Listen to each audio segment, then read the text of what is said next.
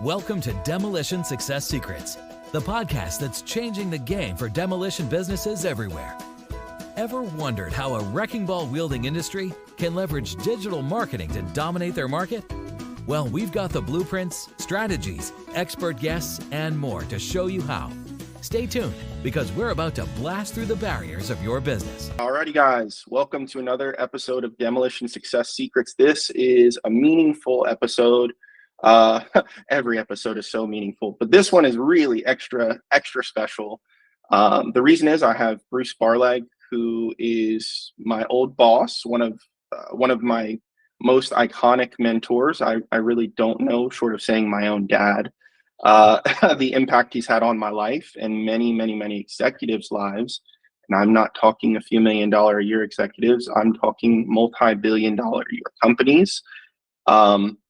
Yeah, I mean, I could go on and on and on, but Bruce is really intellectual, very much understanding of people. And the reason why we brought him on the podcast today is he has some amazing insights from the real world, from very high up, as well as the middle, as well as right down there on the brute scraps, where he understands the economy. He understands leadership. He understands being an executive and running a successful business far beyond what many demolition companies believe they can achieve.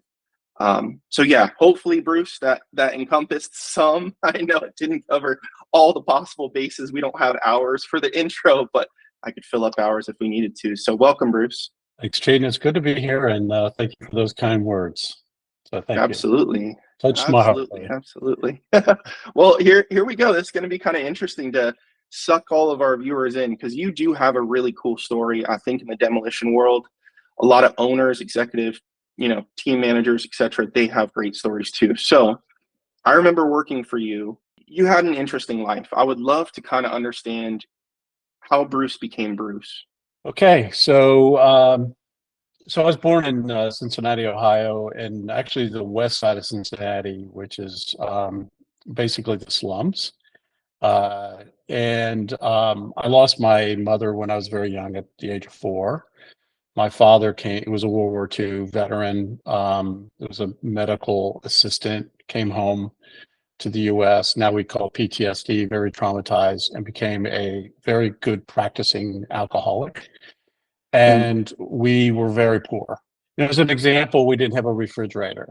So I was the youngest of 4. I have 3 brothers and a sister, and I was the youngest. So my job was to steal food for us to eat. And so my dad was basically in bars, and every morning I would go out and try to find what bar he was in. And every once in a while it would be,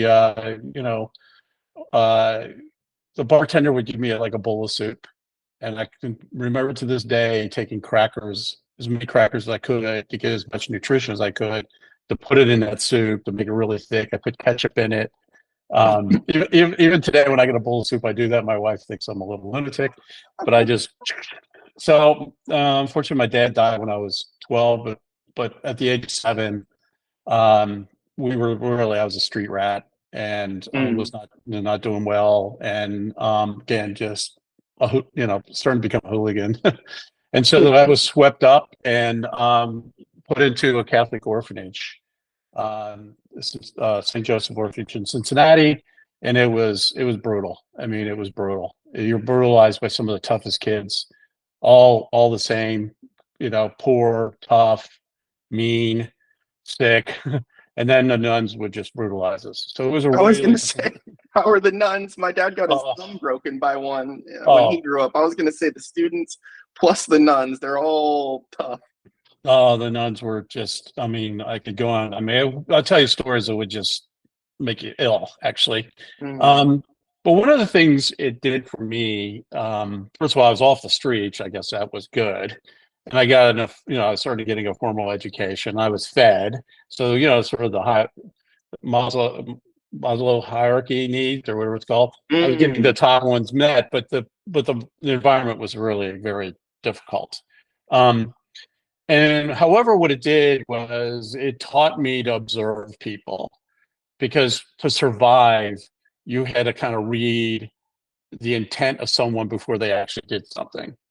And that has led me throughout my career to be able to really be able to hone in on people, understand them at a very, detailed level, and be able to have conversations with them and draw them out and be able to, my career started out as a salesman. So I was able to really understand how to sell, and throughout business, all the way up to what I do today as an executive coach, I can really ask the right questions, and I could feel them, and I can understand them at a really interesting level. And and I honed that skill in the orphanage.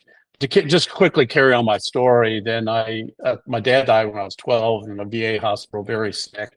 He ended up being, on the streets. He was a street bum.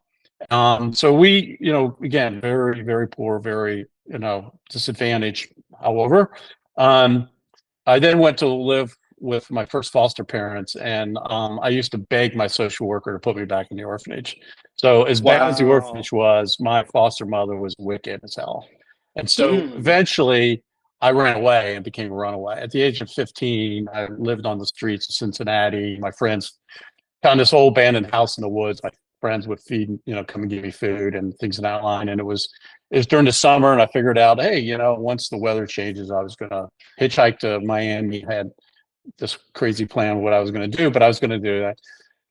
Being a ward of the Catholic Charities, I didn't want to kill them on the street, so I got captured. And they convinced me to go meet some other foster parents, which I did not want to do. There was another boys' home I wanted to go in. In fact, like about 10 years ago, I actually called my old social worker and said, "Why didn't you put me in that boys' home?" And he said at that time, the priest that ran that was a child abuser, was a boy abuser. Oh, wow. And he said, and I didn't, he's like, because I kept saying, put me in, because I kind of understood the institution. I did not want to go live with foster parents, but I'm glad I did. These people were amazing. I was 15. They were 34, 35 years old. They already had 3 children. Oldest son was 9, and here I come as a 15-year-old. And they were incredible people. I mean, maybe part of the family, there was and I tested all the boundaries to see if I could, as a fish, get thrown back in the pond. And trust me, I really tested it. But my mother, she ends up being my mother. At the age of 30, they actually adopted me. I mean, it's kind of crazy. But my mother, her name is Betty, if you ever seen the movie Blindside, yes, it's a movie. Well, that was Betty Hoskins. Like, she would on me all the time, just kick my butt in a good way, not in a bad way, of just demanding me, pushing me, stretching me. It wasn't just me; it did all the kids in the family. And but boy, if someone crossed the line and came after me, you won't mess with her. Anyway, she really helped me understand my potential and my power.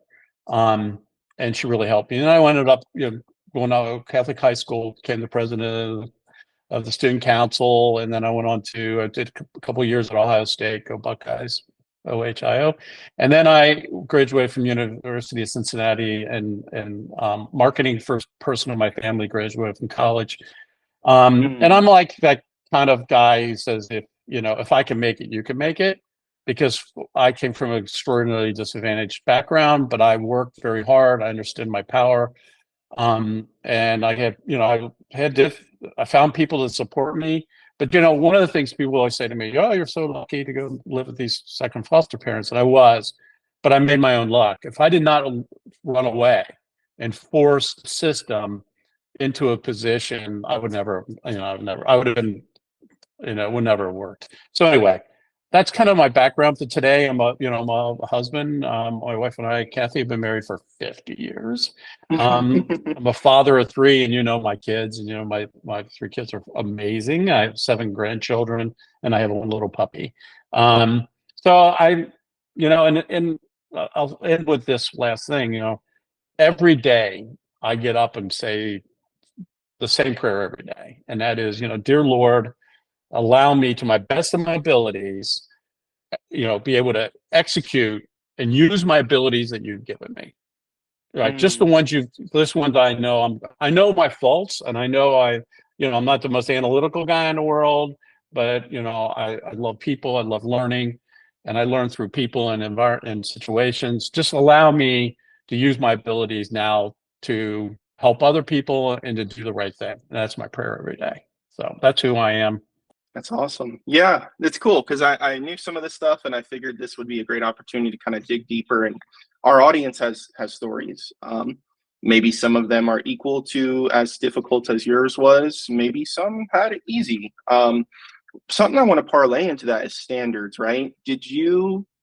I could tell from your mother, she made you raise standards when you got with that foster family. It seems like, could you touch on that maybe for people right now who they're maybe doing 5 million in their demo business or in their business at large or whatever, 500,000 a year, and standards is a thing, right? Like, could you touch on how standards personally changed your life and maybe how our audience could delve into that themselves with their personal life and their business life?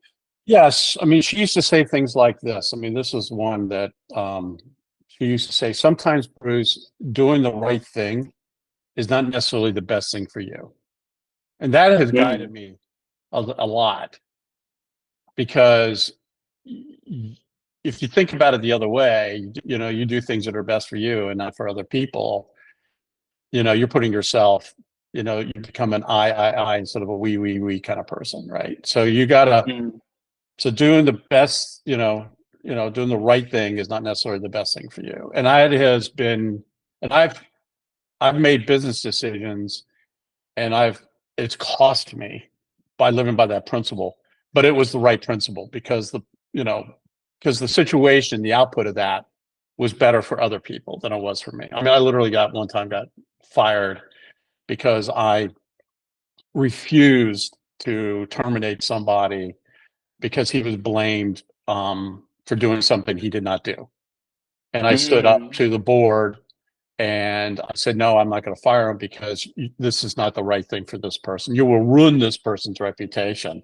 And they ended up finding out what I was telling them was true. And the trust between me and the board was lost because I'm like, if they were going to jump to these kinds of conclusions. So I don't know, that's not very good. And I knew I was gone. In fact, when I was terminated, I showed up in black. Oh my! And the guy said to me, "Who are you, Johnny Cash?" And I'm like, "No, I'm coming to my funeral." And the guy was like, "What are you talking about?" And like 10 minutes, like 5 minutes into it, he goes, "Look, we're terminating you as the CEO." I'm like, "Okay, I knew it was coming." He's like, "You knew it was coming?" Of course, I knew it was coming because the bond was broken. But I did the right thing, so that was one thing. The other thing she would tell me, and this is also, I say this to my CEO, excuse me, I say this to my CEOs time. We walk around in life with our heads down a lot. We're thinking. We're contemplating, and my mother used to say to me, look up the sky, Bruce. Look up, look at the sky. Look at things that are beautiful and simple. Slow it down, slow your mind down. Be more contemplative, be more reflective. And that has helped me. And I think I've used this with my executives. So there's a kind of principle. And then the last one, she is like, I mean, think of how I was. I mean, I was a tough kid. I mean, brutal. How I settled arguments was fighting. In fact, I was taught very early on, actually by my dad, you throw the first punch. You make sure you draw blood. I mean, it was that kind of brutal environment.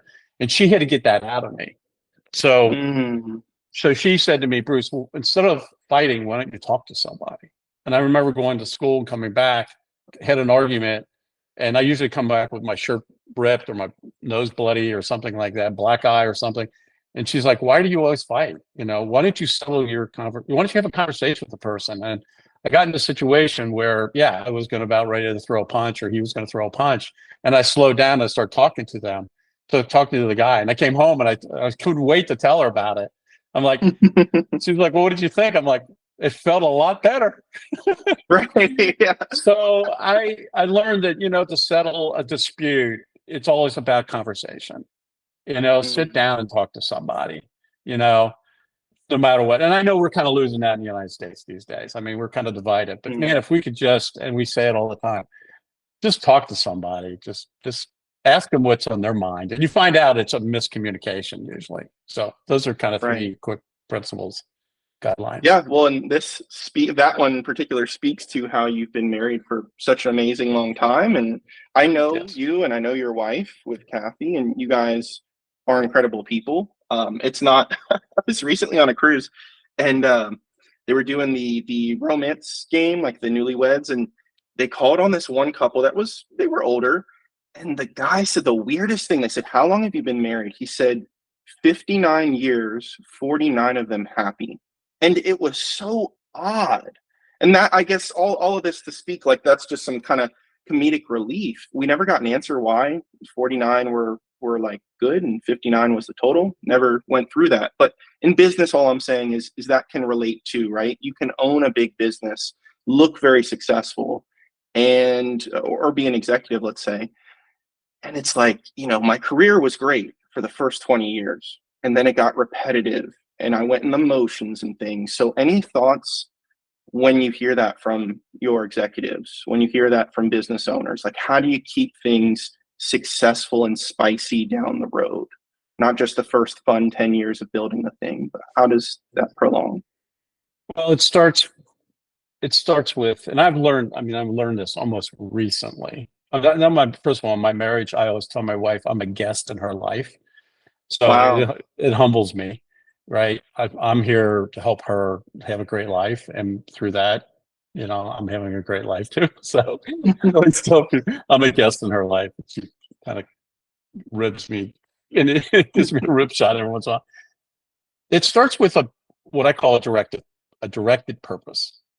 And so I've been studying leadership and recently, and we'll get into leadership some other time, I think at a deeper level. But what I find is that, what I consider extraordinary leaders have a real defined purpose in their life as well as Mm. their business. And everything they do and I mean everything they do in their life is to fulfill that directed purpose. And then, by the way, the directed purpose in their business is actually different than their own personal one. It's really about how they can activate their business to fulfill something that's more important than making money. And Mm. if you're in the demolition business, and I think it's really an amazing business. I mean, I lost a house once and I had somebody come and destroy it. And to watch my house get destroyed, and the guy who was destroying it saw how difficult it was, and he got off that big massive dozer and he came over and he said, "This is hard on you, isn't it?" I said, "This is really hard." And he's a big ex-Marine, and he like threw his arm around me and he said, "It's going to be okay. This is a beginning for you. This is a new beginning." I look at it that way. Mm. So I know everything's a people business, right? Everything's people business. There's no, so if you understand the purpose is to help people, every problem's a people problem. So, if you think the demolition business, if you're thinking, oh, you have a problem, the root cause is a person. So you got to get back to the person Mm. and figure it out. It's always people. Hmm. Always people. Interesting. Yeah. Permitting, Permitting. team members, Mm-hmm. the mayor, the Mm-hmm. government, the Mm-hmm. client. Okay. Always. Interesting. And so you have to you have to have a conversation with people. And, Mm. you have to talk it through. You have to figure it out. And you Mm. have to make them feel like they're part of the solution. So you have to engage at I a love level. I love that. Yeah, no, it makes sense. I mean, a lot of the time people bang their heads and talk behind the scenes. I mean, almost even as we're alluding to marriages and things where they'll air it out to their friends or their family, but meanwhile, if they just got right to their partner and they made that more of the habit rather than airing it out to others, they would probably be much closer and have a higher success rate. I want to Very say something once. When I was a young salesman, um, I was selling to 3M, and I just made a big mistake, and it was going to cost me that relationship. It wasn't anything nefarious. I mean, it wasn't, it was just being a young, stupid guy, said the wrong thing and did the wrong thing. And I really broke the trust of selling IT research. So it was this what is now called the CIO. So he's like, "We're done." Mm. And it took me 3 months to get back in front of him. And he finally let me back in. And he said, "Why do I let you back in?" And I said to him, "You know, a relationship like this is like a relationship with a marriage. Everything goes through really hard times. But if you can get through the hard times, that relationship's actually stronger. It's like when you Mm. break a bone, your bone can get actually heal and be actually stronger. So we have to make a decision whether we want to throw away a relationship based on it. And I fell on my sword, but I believe if we get through this, our relationship will be stronger because of that." And he gave me another chance. He said, "Okay, I'll give you a chance." I mean, he didn't throw, he was cautious, but he did. About 2 years into that relationship, he was under extraordinary political pressure inside his organization. He was about ready to lose his job. And I was able to bring in an expert that verified what he was doing was the right strategy, and it saved his job. And Wow. he was very happy with me. And I walked out and I said, "Remember that conversation?" And he's like, "Yeah." So I believe that if you make a mistake, sit down with the person, fall on your sword, but understand, and the logic behind it is, we get through this, we're actually going to be better because we're going through turbulent times and tough times. And throughout my life, anytime I had a really difficult situation, I was actually better of it. And we know that we learn more from mistakes than we do from success. But we also Right. learn more from, if we hang into a relationship and work it really hard, be honest and authentic about it, you'll come out stronger. The relationship will Mm. come out stronger. Both sides will come out stronger. And when a next situation comes up, that trust is even stronger than it was before because it's been tested and you went through it. Yeah, I love that. No, it makes a ton of sense. And I mean, in the business, there's plenty of ups and downs. Almost like how I alluded to in a personal conversation with you about real estate. You know, the stakes keep rising in demolition, right? You go from tearing homes down. Okay, great, you got a business. Then you tear a strip mall down. Eventually, you're tearing down stadiums. You're in Vegas imploding like oh, Mirage either is already down or about to be going down, so they can make way for the Hard Rock with the guitar casino they'll be putting there. Pretty amazing. Pretty But cool. yeah, imagine taking that job on. Like that's a big. Your demolition company and your wherewithal has to be huge because the safety and all the eyes are on you. It becomes a spectacle when they tear something like that down. Georgia Dome, remember, Mm-hmm. you know, to make Mm-hmm. way, that was a huge deal, Mm-hmm. and lots of money's at play there. Your business that could be in business for 20 years could lose everything doing that improperly, whether it's the financials or the safety, what have you. So yeah, I love this, and some of this personally, honestly, guys, in the podcast, it's very much demolition based, but some of it's just personal inquiry after knowing Bruce for all these years. So we'll get a little denser into demo, but with Bruce's life mission and how this ties into executive leadership, business ownership, etc.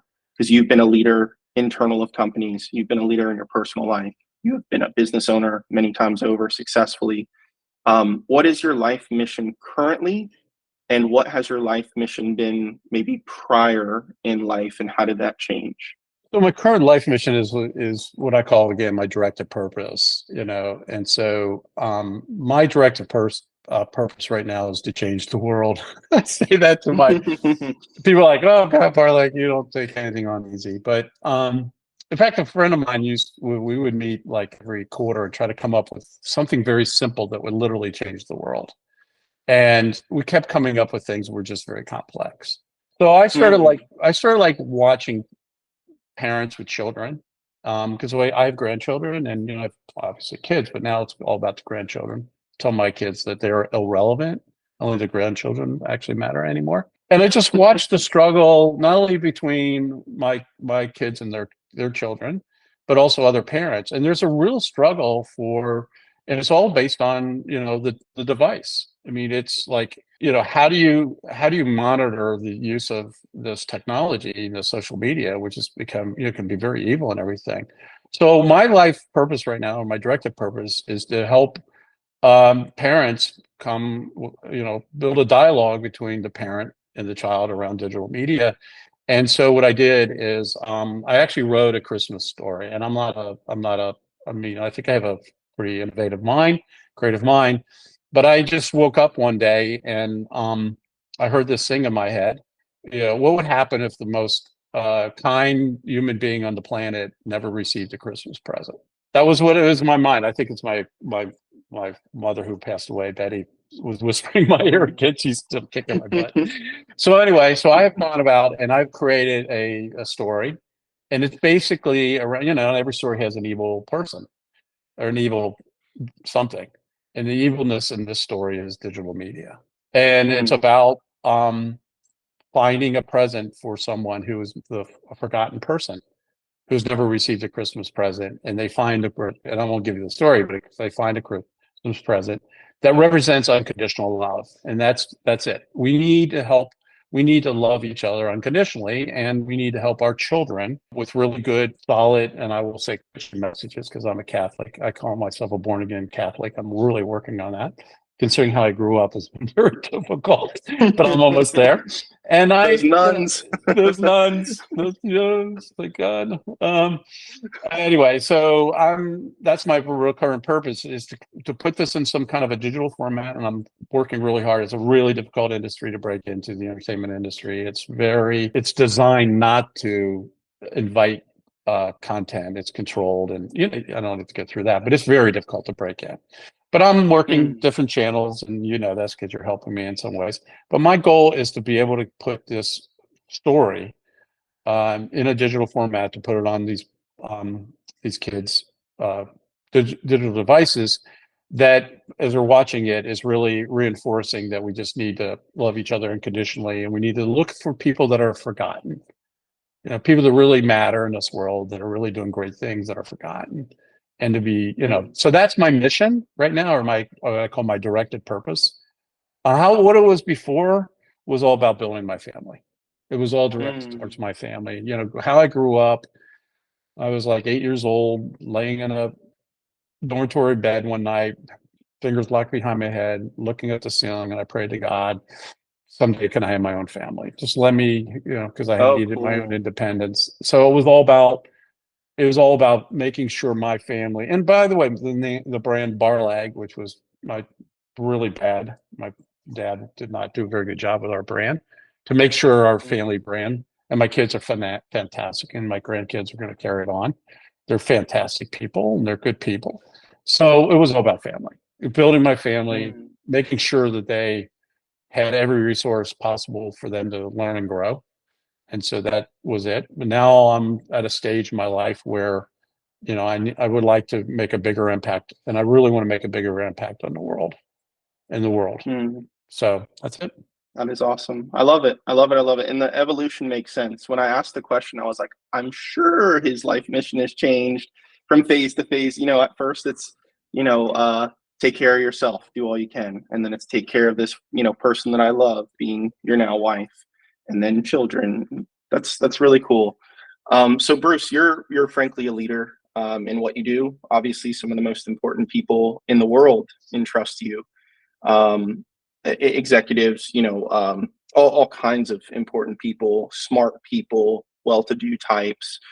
And Bruce is also a man of the people. So everyone, in my opinion, looks up to you, and you're willing to speak to almost anyone so you can help.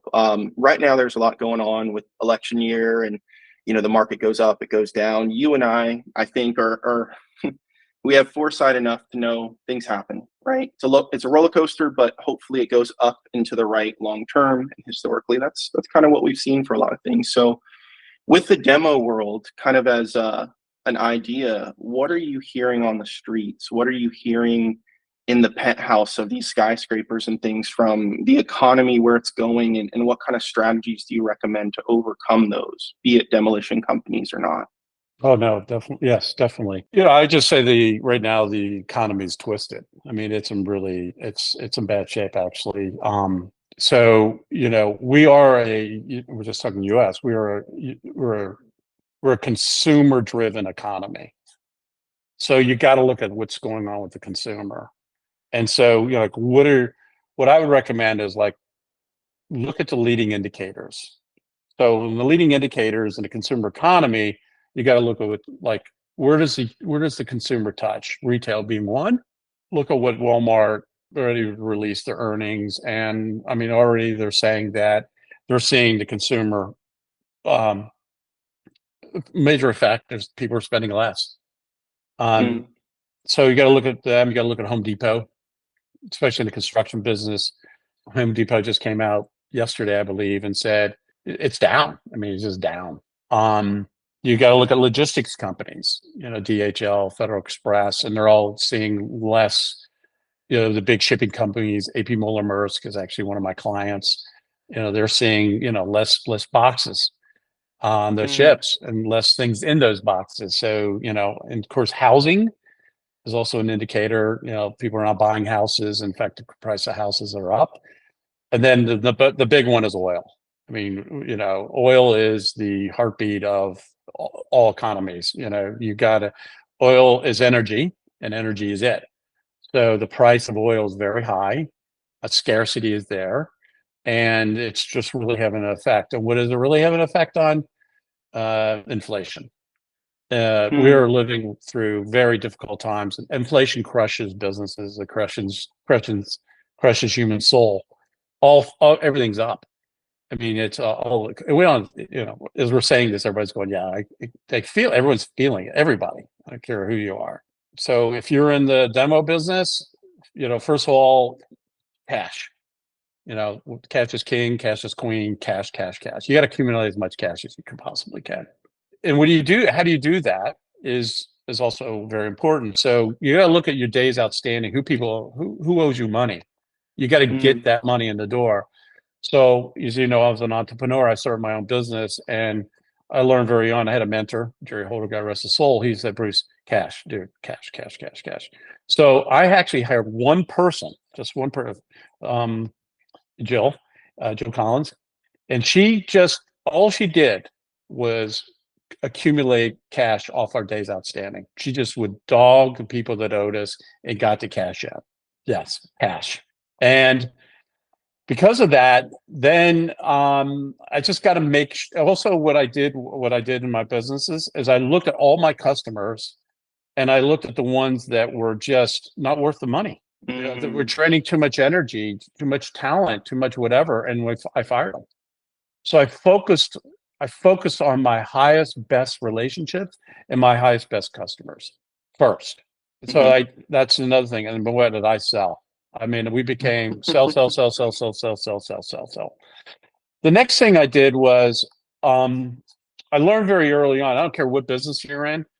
When you're in a very tight economy, everything becomes a commodity. You're looked at as a commodity because a consumer is buying based on price. Even if you're in the demolition business, they're pushing you on price. Sure. Right. So it's important to have the best price. I'm not disagreeing with that. But what becomes really important is you need to distinguish yourself. And the only way to distinguish yourself is on service. You got to look at something you do differently, better than your competitors.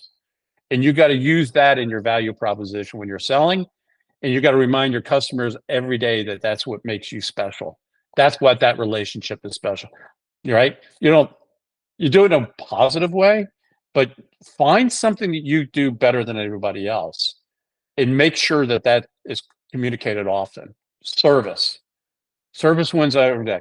You might even sometimes get beat by cost, but when the economy recovers, they'll come back to people that better service. So service, Right. so get your service in line. The next thing is, learn from others.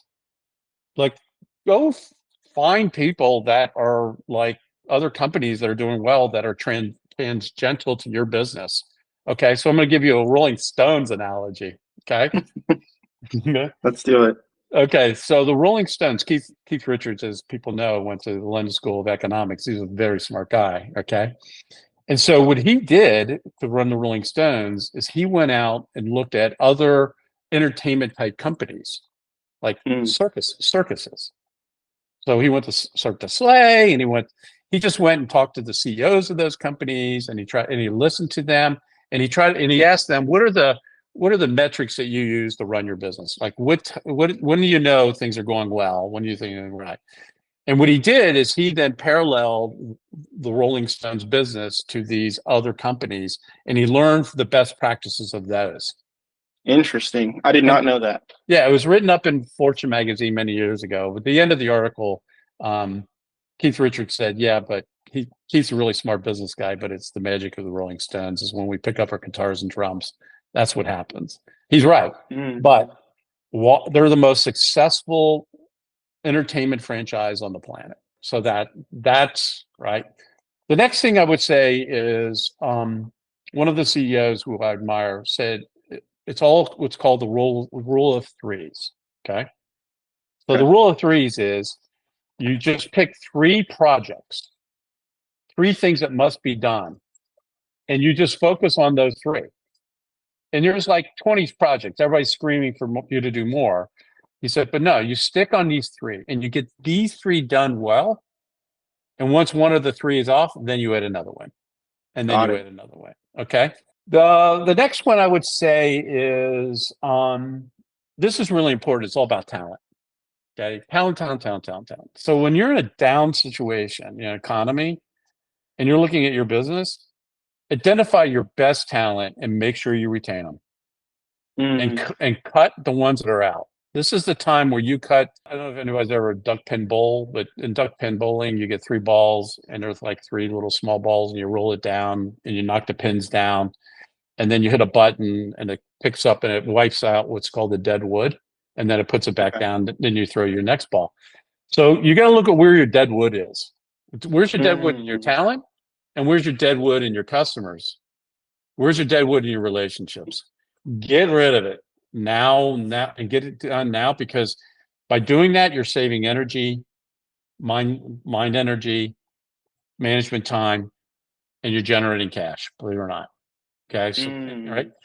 So but however, you got to create a climate and a culture that retains the best talent and retains the best customers. Okay. Again, learn from others, learn from the All Blacks team.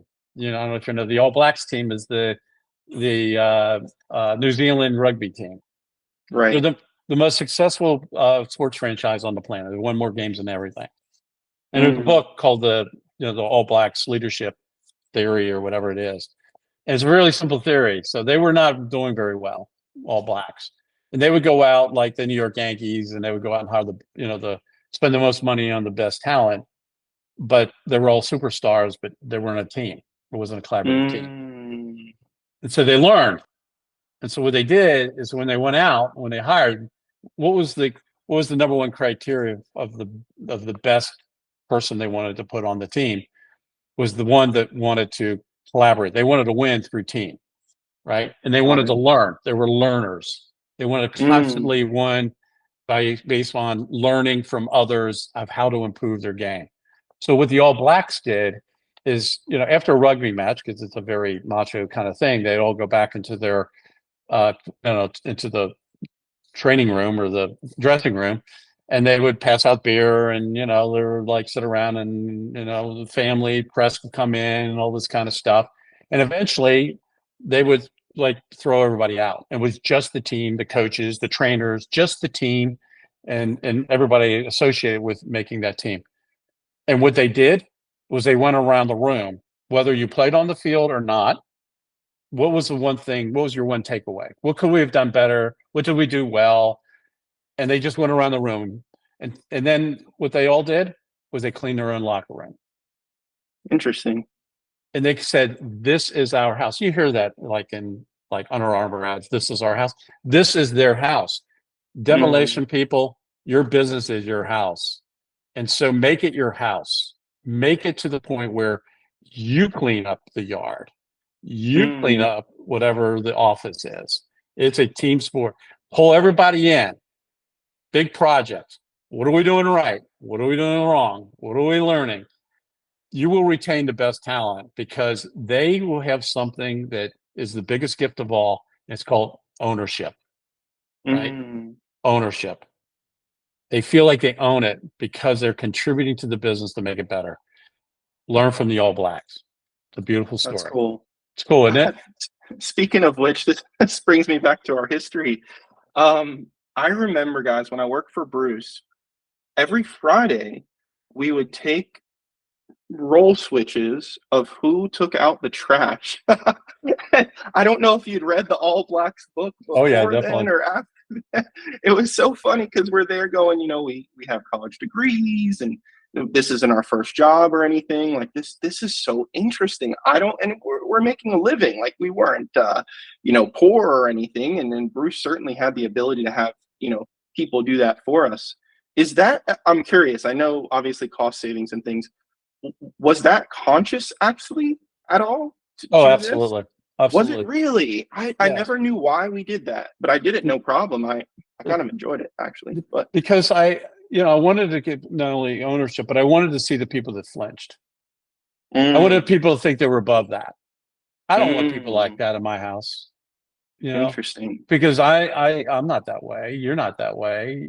When someone flinched and like, oh, I don't want to do that. It's below me. Mm, They're out, man. I didn't want them a part of our business, and we didn't have that kind of people. We just didn't. that's like There's a famous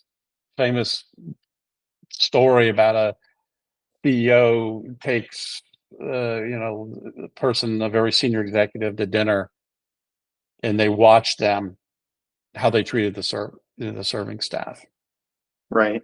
and if they treat them like servants, they didn't get into job. I don't care how gifted they were. There was a story Mm, about this one CEO told me that he and his wife were being interviewed, and he spilt a glass of red wine on the CEO's wife's dress ooh, by accident. He happened to make a point, hit the red wine, went all over her dress. oof. And she was unbelievable. Don't worry about it. It's just a Oh, dress. It's okay. just a dress. And he said, I immediately locked in. I wanted to be part of that company Mm, because the CEO was like, it's the same. He was like, you know, my wife said it's just a dress, man. Don't worry about it. It's okay. Just a dress, right? It was an accident. And I think that's one of the lessons I've learned. And this is one of my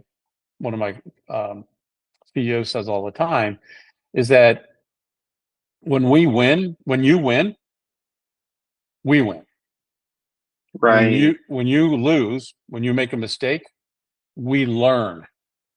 And the Mm, best cultures are, and we know we learn again more from our mistakes than we do from our successes, but it's the forgiveness of it.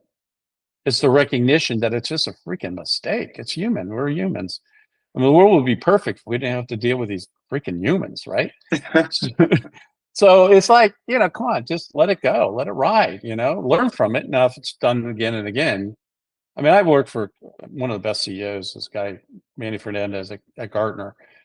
mm, I mean, he would bring you in the room and he would shake his finger at you and say, what were you thinking, Barlag?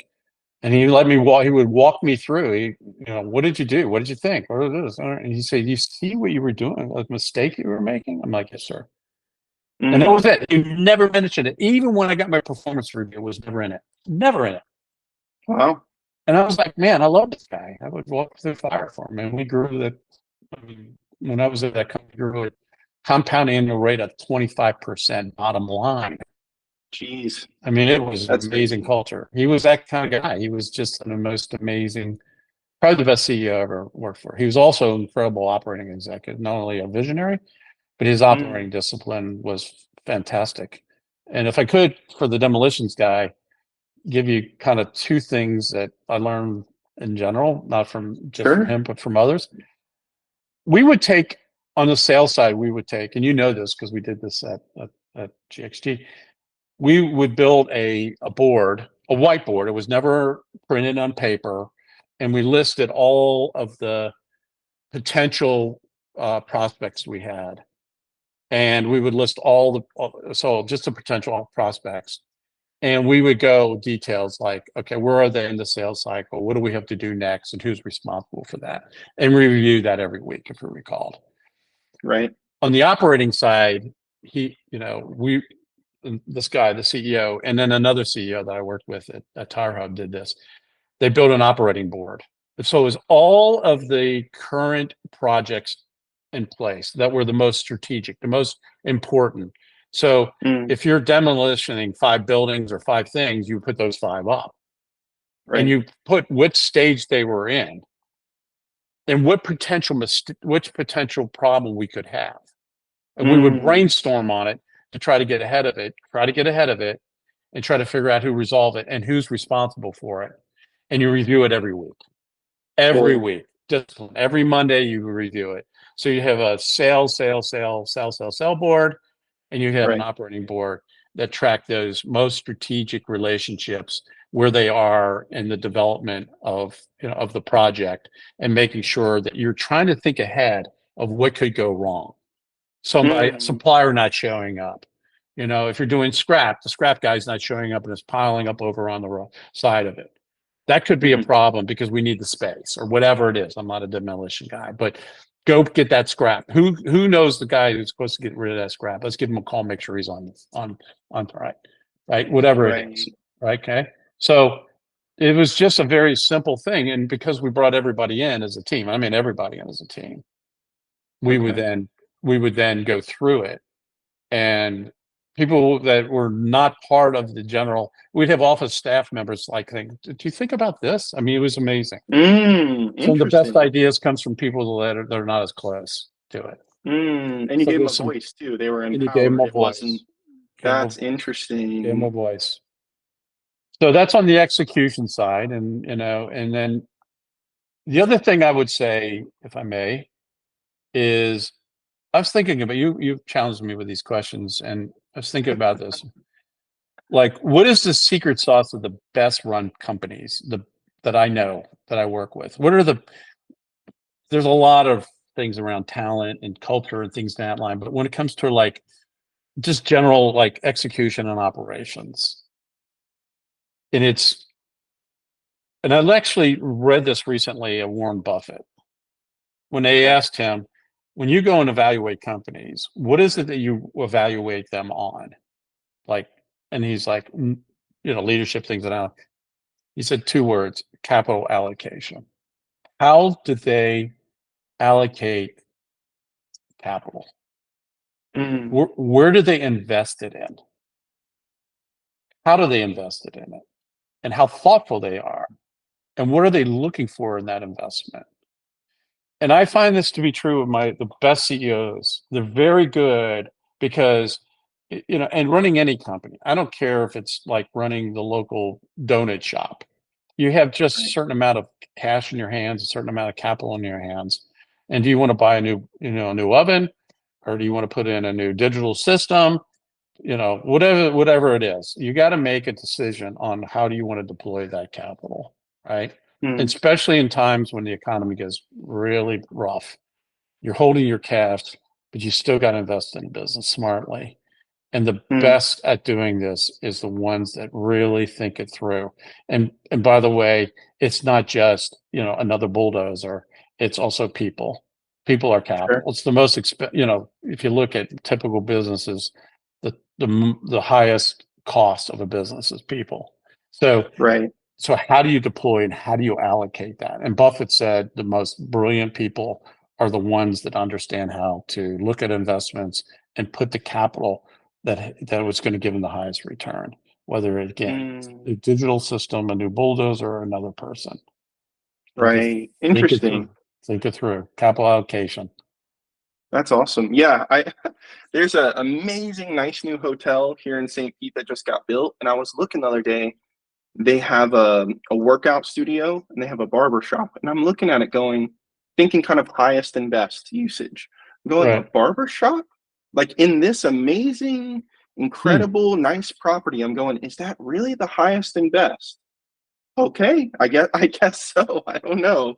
But yeah, similar to this is the human aspect, because everything that we've kind of talked about on today's call, and I know we got to jump and we'll Yeah. have to do a part 2, which is awesome. Super super excited for that. But it's about people, right? I Smart mean, people. in this demo business, they're thinking of the trucks and the equipment, and my clients have some really nice stuff. Their trucks are insane. Their equipment's like a boy's dream, to think of going and grabbing the dirt or tearing down a building. I have They a have thought. some really cool I have a stuff. thought for you on this one. Okay, this is kind of a funny thing to do.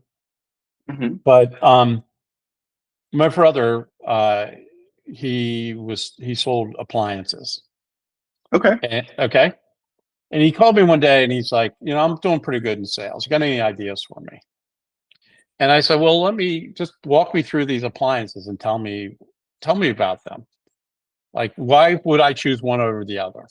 So he was like telling me this one washing machine does this and blah, blah, blah, blah. And it's like really for heavy duty. And this one's for lighter duty. And this refrigerator does this. And this refrigerator does this. So I said, okay, you're talking about them as almost as like they're people. Mm. So name them. Name them. So when a person comes in, I said, when a person comes in, you say, well, what are you looking for? How many kids do you have? Blah, blah, blah. What you need is Bertha. Bertha is like, Ah. Bertha's a killer. It'll get any stain out because the way it washes, whatever, blah. Or you need, a young couple and they're in an apartment. They don't need Bertha. They need, John or something like that. And so he named each one of the appliances and he crushed everybody on sales. Crazy. So I told one of my clients, it's in the shipping business, and they're naming their cranes. Okay. And the reason why they're naming their cranes is because that equipment is so important. Like if you're in demolition, every truck, everything is so important. By naming them and giving them a personality, there's an affinity to them, and they're going to take care of them. So go make sure I mean, it's fun. It makes it fun and light, but Right. you better go take care of Big John over there. I mean, Big John's needing some help, right? He needs his oil changed or whatever. But we can't do business without Big John. Big John is Big John. I know it's silly, but the key to life and the key to the business is making people feel like they own something. And there's an affinity to it. And it was just something I did with my brother, and and now my clients are doing it. It makes it fun.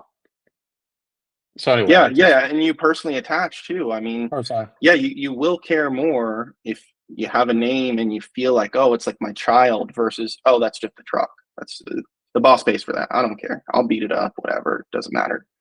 But when like even the boss is like, hey, we're gonna let you name it. Like you're going to give birth with it. Here's the birth certificate. Oh, that's a great idea. It's exactly. Make fun, have fun, right? I mean, I asked one CEO, like, if you look back on your career, what was the biggest mistake you ever made? And I thought he was going to say things like, oh, I should have made this acquisition, or I should have done this faster, or something like that. He said, Bruce, I was so focused on making sure we were growing and developing and doing all this kind of stuff. I didn't take time to celebrate a win. I didn't celebrate a win. He said, we mourned our losses. When we lost, I was like, yeah, we kicked at the dirt and, threw stuff at the wall. But we didn't take time to celebrate wins. That was my biggest mistake. Wow. And he's right. We live in a tough world. We live in a tough business. Demolition's a tough business. But man, there's wins. There's little micro wins every day. Somebody does something extraordinary. Just, hey, I appreciate you doing that. Let's celebrate yourself. Fantastic. And one of the toughest questions one of my CEOs just recently asked me was, we were in a very competitive business, bid, and we lost it. Okay. What do I do with a team that actually worked their tails off to win it, and we didn't win it? How do I celebrate a loss? Pretty good question.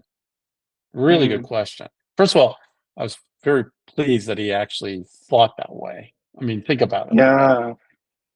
Great leadership moment, right? Mm. And so I said to him, you got to understand that they're right now feeling a disappointment. So you got to get them in a circle, a room, Zoom, Teams, whatever, and have them process their disappointment because they feel bad about it. And by the way, because you're the leader, they know you're disappointed. So they want to express their disappointment and say, look, yeah, we're all, disappointed we lost. But then do something special for them. Something simple and special. Go get them an American Express, card, or, with cash on it, or MasterCard with like 150, $200, and tell them to go Right. take their kids for ice cream or their wife's out, and just say, hey, remember, you win, we win, we lose, we learn. Yeah. Learn from it and say, look, at the fact that they're disappointed is an indication they care. That is incredible. Look for what it is, not what it isn't. That's cool. I love that. Yeah, like you ran the race. You may have not made it first, but boy, you tried. If you didn't leave it out in the race, that's another discussion. Like you didn't give the effort. Yes. But hey, we gave a valiant try, and we're gonna do the same thing next time, and hopefully it's in our favor. But Amen. let's celebrate. That's interesting.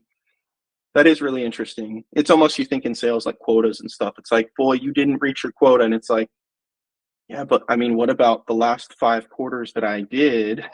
And this one, I was just a small milestone away. That next meeting is the one that would have gotten me. And that next meeting happens next week after this break point. Like, I'm not a bad salesman. I'm still no. You're still here. Yeah. I mean, think about it for a second, though, what it does for the culture of that company, right? Sure. What a message it sends to everybody, best effort. We win, we lose. When we lose, we learn. Let's keep moving. Let's keep learning and moving, right? Every job that I ever took, I never looked at the compensation. Yeah, of course I had to, but I never took anything on comp. I only took it on what I was going to learn. Only took it. Okay. If it had a high value of learning, I took it. Interesting. Okay. So would you ever negotiate your comp? Oh, sure. I mean, I wasn't stupid about it. But, I negotiated my comp and everything. But I looked at what I could learn, because then I had to figure out what the environment is. When I graduated from college, all my buddies were getting these really great jobs and stuff like that. Look, I knew where I came from. I knew what I could do. And the only thing I could really do was I could talk to people, and I could learn from people, and I could understand people at a level, how we started this conversation. So I went into sales, and people thought, oh, you're going to, used car salesman, which, by the way, I think are pretty amazing people in themselves. But, I went into sales. And the reason why I went into sales was because, first of all, I have control over my own compensation. Sure. Right? 2, I have to learn my business, my company's business, to be able to represent it. 3, I had to learn the competitor's business to compete. And 4, I had to learn the people that I was calling on. I had to learn their businesses. So when it came to, accumulating insight and knowledge, there was no better job for me. And that's how I ran my whole life. And that's how I'm really run my whole life. I talk to everybody. I mean, everybody. Right. I talk to everybody. I mean, There's I'm the some guy. Stories I won't repeat, but I remember some of the stuff you told me, and I'm like, I actually get that. I'm kind of a curious cat myself. Yeah, you are. You're right. Your number one criteria of hiring a person is if they're curious. Number one. So, listen, I think we're running out, but if I could just sort of summarize things, if I could. Absolutely. Very difficult economy, and it's going to get worse. So, I mean, I hate to be like the bearer of bad news. I mean, I think everybody knows this, because we're all hurting as people, and we need leadership that's going to fix this problem. But we're in a very difficult economy, and it's going to get worse. And post election, it'll really come out. Right now, sort of political forces are trying to prop it up a bit, but it's bad. It's really bad. And so, cash is king, queen, prince, princess, whatever. Royalty. I mean, look at what's draining your cash. And cash is your mindset. What is draining your mind? Trying to prop something up, some business that you put it on the back burner, get rid of it, stay focused on your core business, be really good at it, making sure that You're going to be commoditized. You're already probably in a commodity business anyway. So focus on the Right. service. Find something Mm, you do better than anybody else, and just make sure that that's part of your value proposition. mm, Keep hold of your best talent. And if you can get through a really bad time and you've been able to pay your people, and also, by the way, when economy goes down, right now there's a scarcity of talent and people are like turnover is really high. Turnover will stop. People need mm. jobs, right? So the talent issue is going to kind of work its way out. That's one of the upsides of a bad economy. For But sure. hold on to the best. Make sure you're Mm, paying them well. Make sure you care about them. Make sure they know you care about them. You know, behavior is really important. So act as a, one of the things you said in here is a pretty tough. It's a kind of a male macho. Be a gentleman. One of the right. CEOs, I said, "What's the secret of hiring people?" He says, "I hire ladies and I hire gentlemen." If they're Mm, right, so be a gentleman. Behaviors matter. So you as a leader, your behavior matters. Care for people, care for yourself, care for your family, but care for your customers, but care. And just, language is important. Be clear and not vile language. Just be a gentleman. That's if you're in a male, and if you're a female, be a lady. And just keep your hands on cash, and understand that safety is actually a virtue. So safety is actually a virtue of benevolence, which is mm, benevolence. I'm sorry, benevolence. And what is benevolence? It's an act of caring for other people. If you go into safety thinking of it that it's a virtue, you're being benevolent, you'll look at safety totally different. It's not like, loss of time, loss of money. It's really put the person as the center of it and think about them as, how do I care for this person? How do I create the best environment so that people, I'm caring for them? So that's a really key thing. And then learn from others.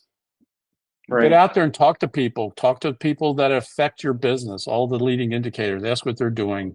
Ask what their best practices are. Be like the Rolling Stones, right? Be a Keith Richards, and then also be an All Blacks. It's your house. Mm, Take care of your house. Teach people that this is their house. This is their business, right? right. It's not a family. We're not a family. Don't use that kind of language. People say, "Oh, you're part of the family." No, business is business.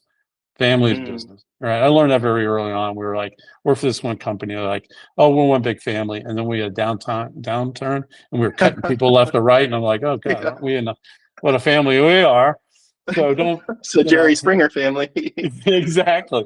So anyway, this is some, for whatever it's worth, this humble guy from Cincinnati. That's what I have to offer for what it's worth. Yeah, love it. Bruce, I know we definitely got to get you. It's funny. I'm looking at some of our questions and insights, and I'm like, we got through about a third of them if we're lucky. So we'll have you on for a part two. You and I are going to stay on the line real quick, but just to wrap up for the recording, if you're open to, I don't know if you're accepting new clients. We do have clients who, some of them are doing hundreds of millions of dollars a year. Some of them are just scrappy, 35 million, 10 million, etc. Do you care to share maybe an email or a website or anything where people could reach out to you if they've really connected during this and said that's a guy I need to give some value to so I can gain some value from? Is there anything you care to share maybe with any of our listeners to connect with you? Sure. I have a Gmail account. It's B Barlag. So it's BBARLAG at gmail.com. And yeah, I mean, I'll talk to anybody. Okay, I awesome, learned awesome. to, I mean, I'd love to learn about the demolition. As you know, there's a big mall being destroyed right here in Decatur. And literally my wife and I sat in our car and watched it Oh, cool. for like an hour and a half. It just Wow. watched it.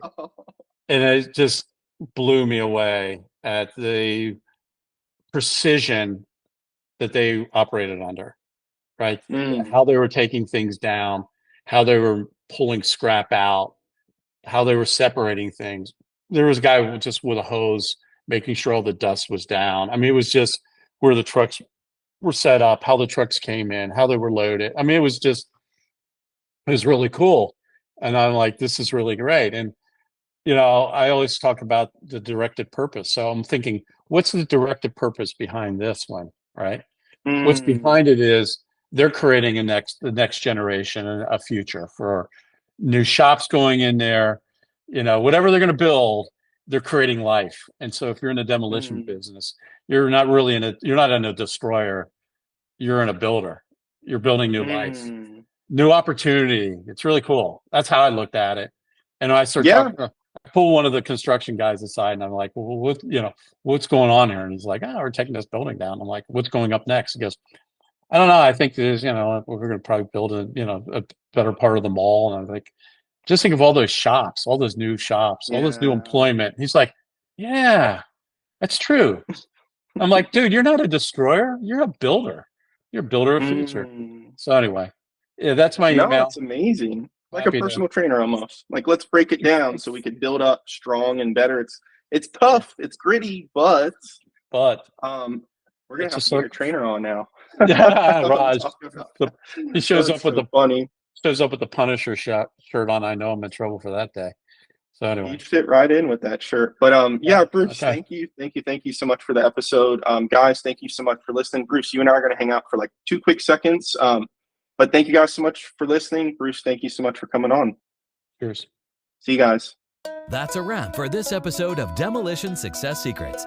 Stay tuned and subscribe for more explosive insights from our upcoming episodes. Until then, continue to blow up your demolition business and make the competition rubble in your path.